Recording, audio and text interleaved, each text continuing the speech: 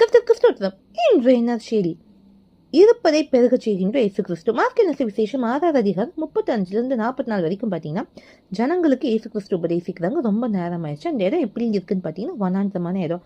அப்போ சீஷர்கள் சொல்றாங்க, இவங்க புசிக்கிறதுக்கு இவங்களை அனுப்பி விட்டுருங்க, அவங்களுக்கு என்ன வேணுமோ அவங்க போய் வாங்கட்டும்ட்டு. அப்போ இயேசு கிறிஸ்து சொல்றது, நீங்களே இவங்களுக்கு சாப்பாடு கொடுங்கன்ட்டு. அப்போ சீஷர்கள் சொல்றாங்க, 200 பணத்துக்கு வாங்கினா கூட இவங்களுக்கு கொடுக்க முடியுமா அப்படின்ட்டு சொல்றாங்க. அப்போ ஏசப்பா உங்ககிட்ட என்ன இருக்குன்னு கேட்குறாங்க. 5 அப்பமும் 2 மீன் தவிர வேற ஒன்றும் இல்லைன்னு சொல்றாங்க. உடனே இயேசு கிறிஸ்து எல்லாத்தையும் உட்கார வைங்கன்னு சொல்றாங்க. வரிசையாக, ரொம்ப முக்கியம். எதுனாலும் ஒழுங்கும் கிரமாய் செய்கின்ற தேவன். வரிசையை உட்கார வைக்க சொல்றாங்க, அப்படியே செய்கிறாங்க. அப்போ இயேசு கிறிஸ்து என்ன தெரியுமா பண்ணுறாங்க, அந்த 5 அப்பத்தையும் 2 மீன்களையும் எடுத்து வானத்தை அண்ணாந்து பார்த்து ஆசீர்வதித்து அப்பங்களை பிட்டு அவங்களுக்கு பரிமாறும்படி கொடுக்குறாங்க. அதே மாதிரி மீன்களையும் எல்லாருக்கும் பங்கிட்டாங்கன்னு இருக்கு.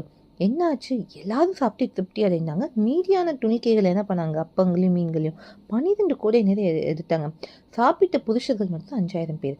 அப்போ இதுல என்னன்னா, ஏசு கிறிஸ்து இருக்கிறத பெருக செய்தார். இன்னைக்கு நீங்க சொல்லலாம், எனக்கு பணம் இல்லை, பதவி இல்லை, எனக்கு படிப்பு இல்லை, ஞானம் இல்லைன்ட்டு. ஆனா ஏசு கிறிஸ்து கேட்குறாங்க, உங்ககிட்ட என்ன இருக்குன்ட்டு. உங்ககிட்ட இருக்கிறத ஏசப்பட்டு கொடுங்க, அதே அவர் ஆசீர்வதித்து பெருக செய்வார். உங்க வாழ்க்கை ஆஸ்வாதமா இருக்கும். அதனால ஒரு நாள் எனக்கு ஒண்ணுமே இல்லைன்னு சொல்லாதீங்க. எல்லாத்துக்குள்ளேயும் கர்த்தர் தாளந்து கொடுத்துருக்காரு. எல்லாத்தையும் ஒழுங்கு நேர்த்தியமாயும் கர்த்தர் செய்வார்.